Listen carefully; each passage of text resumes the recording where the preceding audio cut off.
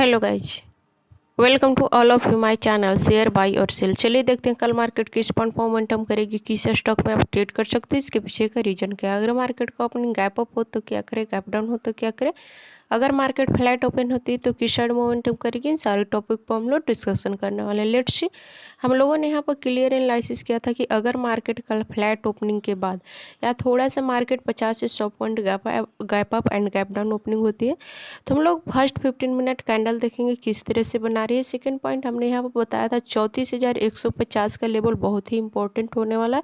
अगर यहाँ पर मार्केट कंसोलिडेट करके अप जाती है तो एक बड़ा ट्रेंड हमें मिल सकती है। आप देख सकते हैं 34,150 के पास मार्केट ने 15 मिनट के ग्रीन कैंडल बनाया, इसका स्टॉप लॉस भी हमारे रेंज में था, इसको ब्रेकआउट दिया और यहाँ से एक अच्छा हमें प्रॉफिट मिला। लगभग 34,370 का हाई लगाया है मार्केट।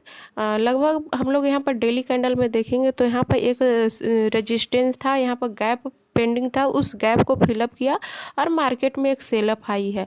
यहाँ पर हम लोग डेली कैंडल में थोड़ा सा देखेंगे, चार्ट खुलने में टाइम लग रही है। हाँ, हम लोग यहाँ पर देखेंगे तो हम लोगों ने यहाँ पर क्लियर एनालिसिस किया था कि अप साइड में मार्केट तभी मूव करेगा जब इसके ऊपर प्राइस एक्शन कंटिन्यूसली बनाना स्टार्ट कर देगा, मार्केट इस रेंज के ऊपर होल्ड करना स्टार्ट करेगा तो ही यहाँ पर एक बड़ा सेल अप आ सकती है। छोटे टाइम फ्रेम में नो डाउट यहाँ पर एक मार्केट में एक अच्छा मोमेंटम आई। अगर हम लोग यहाँ से ले ले तो मार्केट का यहाँ तक का मोमेंटम जो था 1000 से 1200 पॉइंट के था मूव। तो यहाँ पर छोटे टाइम फ्रेम में एक 15% का करेक्शन है। मार्केट यहाँ पर 50% यहाँ पर करेक्शन दिया है। यहाँ पर देख सकते हैं मार्केट में जो गैप था उस गैप को फिलअप किया और मार्केट इसी पॉइंट को रजिस्ट किया और मार्केट में एक सेलअप आई है। हम लोग छोटे टाइम फ्रेम में देखेंगे कि किस तरह से सेलअप आई है। यहाँ पर मार्केट इस गैप को फिलअप किया, मार्केट ने इस प्राइस को रिजेक्शन दिया और डाउन साइड मूव कर गया।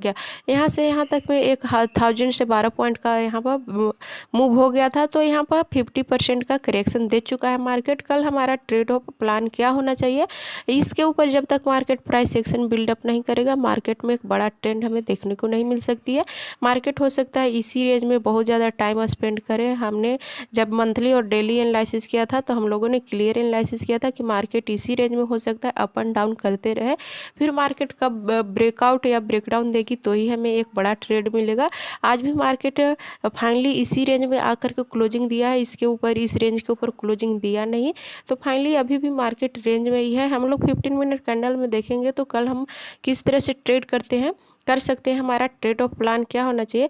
अभी देख सकते हैं यहाँ से एक ट्रेंडिंग हुआ, फिर मार्केट 12 साढ़े 12 बजे के बाद इस स्विंग के नीचे लगातार होल्ड करना स्टार्ट किया, लोअर लो फॉर्मेशन बनाया और एक बड़ा सेल अप आया। यहाँ से मार्केट लगभग 500 पॉइंट 600 पॉइंट मूव किया। एटलीस्ट मार्केट जितना अपसाइड मूव किया था उसका 50% करेक्शन हो चुका है। तो ये पॉइंट मार्केट के लिए थोड़ा सा क्रिटिकल होने वाला है। जहाँ से मार्केट ब्रेकआउट हुआ था उसी पॉइंट के पास में एग्जैक्टली आकर के मार्केट ने क्लोजिंग दिया। तो ये पॉइंट थोड़ा सा क्रिटिकल है कि यहाँ पर हमें क्या करना चाहिए। मार्केट कंटिन्यूसली फॉल कर सकती है या फिर मार्केट यहाँ से अपसाइड रिवर्स कर सकती है, क्योंकि मार्केट यहाँ पर काफ़ी ज़्यादा टाइम स्पेंड करने के बाद यहाँ पर रेंज ब्रेकआउट दिया था। तो हम लोग कल वेट करेंगे कि मार्केट ओपन कहाँ पे हो रही है। अगर मार्केट फ्लैट ओपन होती है तो इस स्विंग को क्रॉस करते ही हम लोग सेल करेंगे। यहाँ पर हम लोग 100 से 150 पॉइंट का स्टॉप लॉस रखेंगे और स्विंग लो को क्रॉस करते ही हम लोग सेल करेंगे। हमारा टारगेट 33,500 के आसपास में होना चाहिए, राउंड लेवल है तो 33,500 के आसपास में हमारा टारगेट होना चाहिए, यानी कि ये लेवल हमारा टारगेट पॉइंट होना चाहिए। फिर इसको अगर फ्लो में निकालती है तो हम लोग एसएल ट्रेल करते जाएंगे। अगर मार्केट यहाँ पर होल्ड करना स्टार्ट करती है तो हमारा 33,500 के आसपास में प्रॉफिट बुक हो जाना चाहिए।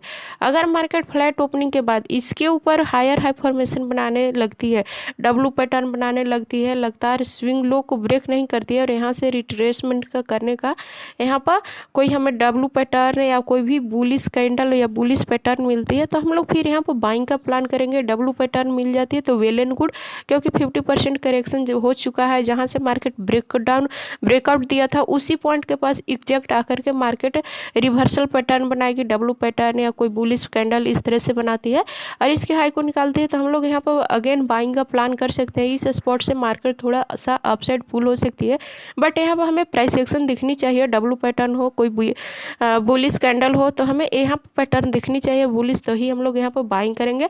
ये स्विंग लो इंपॉर्टेंट है, इस स्विंग लो को ब्रेक नहीं होना चाहिए। अगर ब्रेक डाउन देती है तो फिर मार्केट डाउन साइड पुल कर सकती है।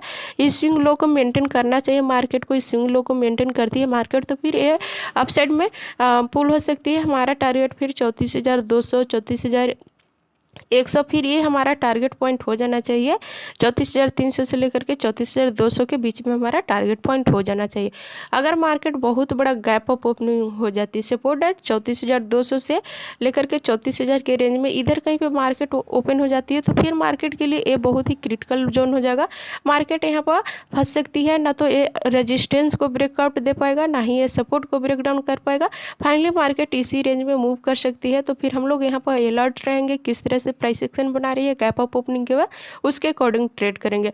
अगर मार्केट फिर बहुत बड़ा गैप डाउन ओपन हो जाए, सपोर्ट है 33,500 के आसपास में डायरेक्ट ओपन हो जाती है, तो फिर इस सिचुएशन में हमें क्या करना है, इस सिचुएशन में बस हमें वेट करना है कि यहाँ पर फर्स्ट 15 मिनट कैंडल किस तरह से बना रही है।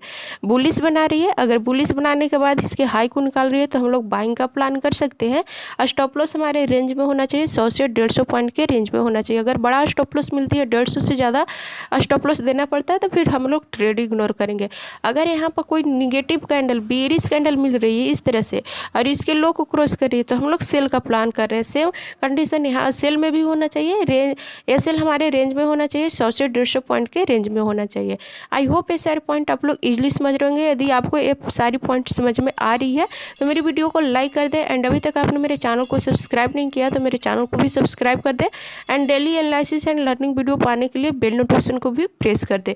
चलिए अभी हम लोग निफ्टी को देख लेते हैं, निफ्टी का क्या सेंटीमेंट है। सेम बैंक निफ्टी के जैसा निफ्टी में भी 12:30 बजे के बाद ब्रेकडाउन दिया है। यहाँ पर भी हम लोग थोड़ा सा इसको डेली में देखेंगे, डेली में इसका क्या पैटर्न बना हुआ है। और जैसे बैंक निफ्टी को हम लोगों ने यहाँ पर देखा, हम लोगों ने क्लियर यहाँ पर एनालिसिस किया था कि मार्केट को इसके ऊपर प्राइस एक्शन बिल्डअप करना पड़ेगा, इसके ऊपर लगातार मार्केट को होल्ड करना पड़ेगा। फिर 16,000 के ऊपर अगर ब्रेकआउट देती है तो हम लोग यहाँ पर बाइंग के लिए सोच सकते हैं। हमारा टारगेट 16,500 के आसपास तक हो जाएगा, 16,500 16,600 के आसपास तक हो जाएगा। ये बड़े टाइम फ्रेम में था, बट छोटे टाइम फ्रेम में एक अच्छा ट्रेंड हुआ। फिर मार्केट 16,000 को यहाँ पर ब्रेकआउट नहीं दे पाया।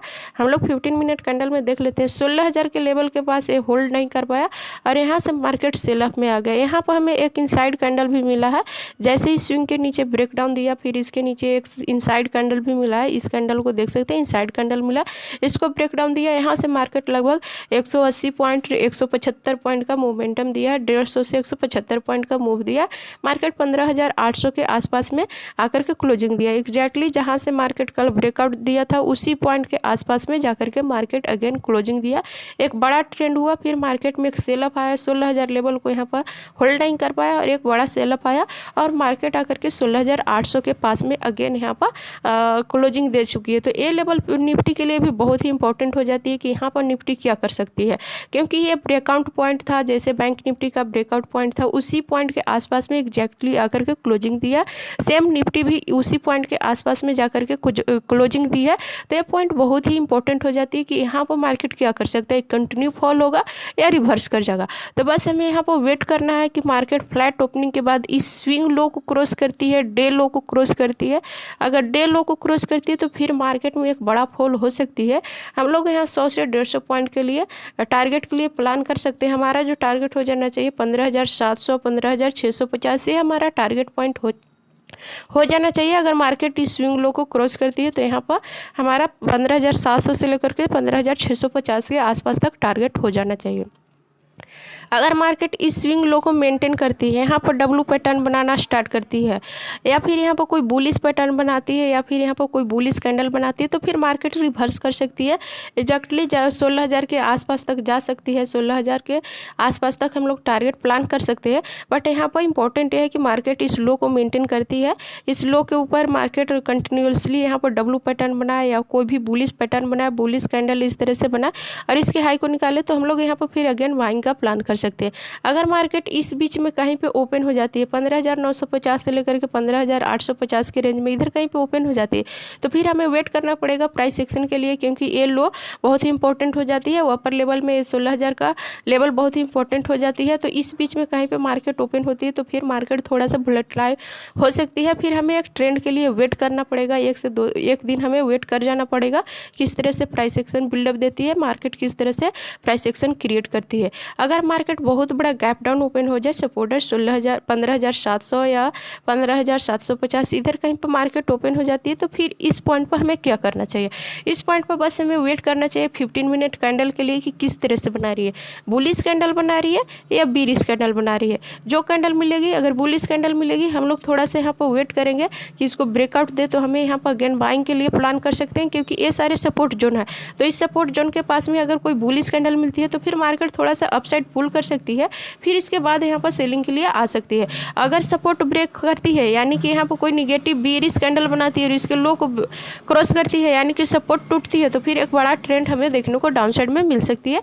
यानी कि इस लेवल को फिर से मार्केट रिटेस्ट करने के लिए जा सकता है, 15,550 के लेवल को रिटेस्ट करने जा सकता है। तो ये सारे पॉइंट हम लोग माइंड मेकअप करके चलेंगे, किस तरह से मार्केट कहाँ पे ओपन हो रही है, किस तरह से पैटर्न बना रही है, उसके अकॉर्डिंग ट्रेड करेंगे। आई होप ये सारे पॉइंट आप लोग समझ रहे होंगे। चलिए अभी हम लोग कुछ स्टॉक देख लेते हैं कल के लिए। आज का जो हमारा पहला स्टॉक था रिलायंस था। हमने यहाँ पर क्लियर एनालिसिस किया था कि अगर मार्केट डे हाई को क्रॉस करती है तो यहाँ पर हमें एक अप ट्रेंड मिल सकती है। देख सकते हैं मार्केट जैसे इसको क्रॉस किया, हमें 1:2 का टारगेट दे करके गया मार्केट। नेक्स्ट स्टॉक था ब्रिटानिया तो फ्लैट ओपन हुआ, एग्जैक्ट हमारे लेवल पर ओपन हुआ, बट ये हमारे डे हाई को क्रॉस नहीं कर पाया। फर्स्ट मिनट कैंडल में ही यहाँ पे एक बड़ा सेल अप आ गई थी, तो यहाँ पर हमारा कोई ट्रेड लगा नहीं। नेक्स्ट ट्रेड था टीसीएस तो टीसीएस थोड़ा सा गैप अप ओपनिंग हो गया था, 1% का गैप अप ओपनिंग हो गया था, फिर यहाँ पर डे एंड में ब्रेकआउट दिया।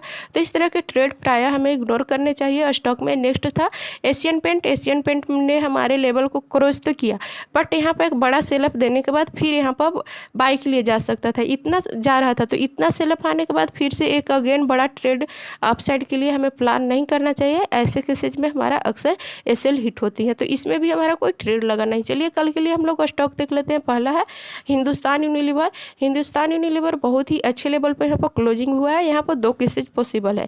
यहाँ पर रेजिस्टेंस के पास मार्केट होल्ड कर रही है, तो या तो फ्लैट ओपनिंग के बाद इसके हाई को क्रॉस करेगा या फिर इसका ब्रेकआउट फेलियर हो सकती है। तो हम लोग अप एंड जो डे का हाई है और जो डे का लो है उसको मार्क कर लेंगे। मार्केट कहाँ पे ओपन हो रही है ये इंपॉर्टेंट नहीं है। अगर मार्केट 50% के ऊपर ओपन हो रही है और इसके हाई को क्रॉस करिए तो हम लोग बाइंग के लिए प्लान कर सकते हैं।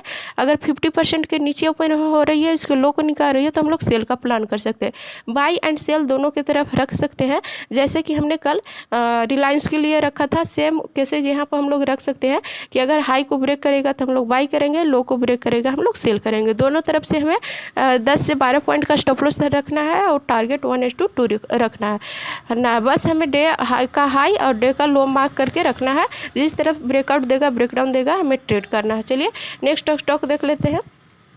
एलटी है। एलटी को यहाँ पर देखेंगे कि ये लगता है डे हाई बनाते जा रहा था, डे हाई को क्रॉस करते जा रहा था, डे लो को लगता है मेंटेन कर रहा था।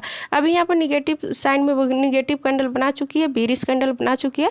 दैट मीन्स यहाँ पर थोड़ा सा मार्केट वीक हो सकती है। तो अगर कल मार्केट फ्लैट ओपनिंग के बाद डे लो को क्रॉस करती है तो हम लोग यहाँ पर सेल कर सकते हैं। 5 से 6 रुपये का स्टॉप लॉस रहेगा, टारगेट 1:2 मिल सकती है। नेक्स्ट स्टॉक है टेकेम में लगता है अप साइड में यहाँ पर जाने की कोशिश कर रही थी। यहाँ पर पैटर्न बनाने के बाद यहाँ पर लगातार होल्ड कर रही थी, बस इस लेवल को क्रॉस नहीं कर पाया। यहाँ पर जो रेजिस्टेंस था उसको क्रॉस नहीं कर पाया। फिर से यहाँ पर निगेटिव साइन में मार्केट क्लोज हो चुका है। सेकंड पॉइंट अभी 1000 के ऊपर होल्ड कर रही है, तो कल अगर फ्लैट ओपनिंग के बाद 998 के नीचे क्रॉस करना स्टार्ट करती है तो हम लोग यहाँ पर सेल करेंगे। 5 रुपये का स्टॉप लॉस रहेगा, टारगेट 1:2 मिल सकती है। नेक्स्ट है जेएसडब्ल्यू स्टील में यहाँ पर देखेंगे तो मार्केट यहाँ पर एक ट्रेंड लाइन बनाते आ रहा है।